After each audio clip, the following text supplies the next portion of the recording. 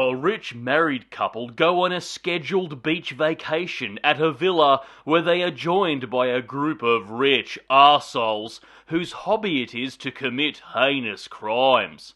Because for them, there is no consequences. No, we're not talking about Epstein's Island. Take a blood-soaked dip in the infinity pool.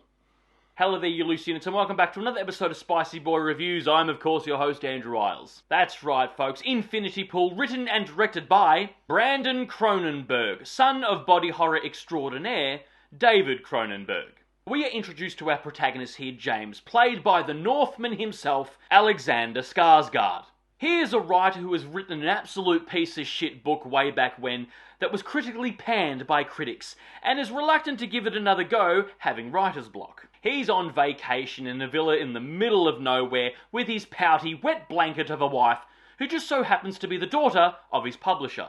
They meet a rich couple while vacationing here, who are in no way creepy or unsettling. And the wife here is played by rising horror star Mia Goth, because apparently Anya Taylor-Joy was too busy. The four of them take a drive through the countryside on the island that they're vacationing on, which is apparently a big no-no going out of the complex that they're staying at because the place is riddled with crime. But they decide to not heed this warning and go anyway, which can only go well. It's not long before things go tits up, and Alexander Skarsgård hits a farmer here with the car, killing him immediately. The authorities find out about this, of course. They arrest James, and they take him to jail, where he is being charged with a hit-and-run murder, and the penalty being death. And the way I go about this execution is he gets to be killed at the hands by a family member of the deceased farmer. However, the authorities give James a particular offer he can't refuse. For a large sum of money, the authorities can clone James, and James can offer his double as sacrifice. That way, the farmer's family get their pound of flesh, and Alexander Skarsgård gets to live another day so he can commit more crimes. He accepts the offer and is forced to watch the execution of his clone, which is not only very morbid, but also gives James a bit of a stiffy. Wifey Poos cracks the shits, she splits and runs and goes back to Daddy Poos back in America, but James decides to stay because he can't find his passport. Which we find out is absolute bullshit because James has a taste of crime now and getting away with it. Then he is introduced through Mia Goth to this gang of rich arseholes who are very well aware of this cloning and getting away with crime thing. You know, because they're rich, they can buy their way out of everything. Pretty much the foundation of Hollywood.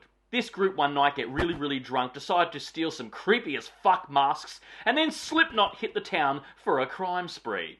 Then, of course, they are caught for crime and murder and all this sort of stuff, and yet, of course, they pay the fee, get a clone, rinse and repeat. I was excited to see this film, I'm not going to lie. The trailer came across as very creepy, ominous, and it had the Cronenberg name attached to it. But what I could gather from the trailer, what I thought the movie was about, was exactly right. And it played out exactly how I thought it would, almost beat for beat. It's an uber artsy horror story with shit ton of blurred effects, some dizzying drone upside down shots here, and a KFC bucket full of pretentiousness. It came across as a modern day sort of uber cool version of Clockwork Orange. Alexander Skarsgård is really good in this. He's a perfect casting, I think, for this unsettling fish out of water kind of romp.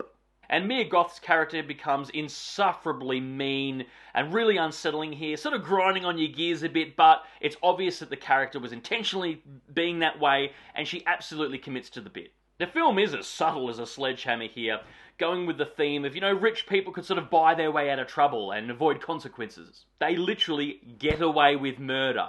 Because like I said, they're rich and powerful. They can do whatever the hell they want. The rules don't apply to the elite. Heavy-handed stuff with the current situation of the corrupt elite. I've got heavy vibes of the Neon Demon with this film.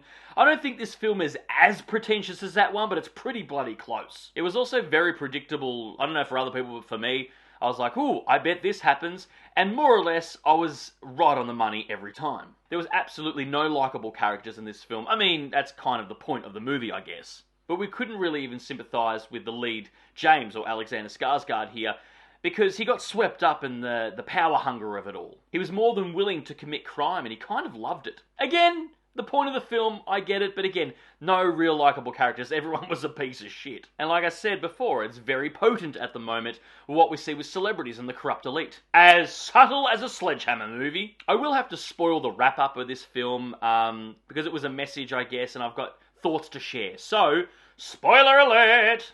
It's obvious with the shift in the rich arseholes, the gang if you will, at the end of the film. Once the vacation is over, so's the crime spree. You know, they switch instantly. It's like, oh, we're done. It's all done now. Okay, back home. You know, I mean, instantly they're talking about going back to work, redecorating, and how much they hate their kids. This is an average vacation for them. The crime spree, the orgies, all of it. All the while, James is severely affected by this and he can't get the experience out of his head. He's really not one of the gang, honestly, of these rich people, who commit the crimes. He got swept up in it, I guess, because he wasn't born rich, he married into money. And I guess it's kind of a twist or a spoiler or whatever that James was kind of targeted, if you will.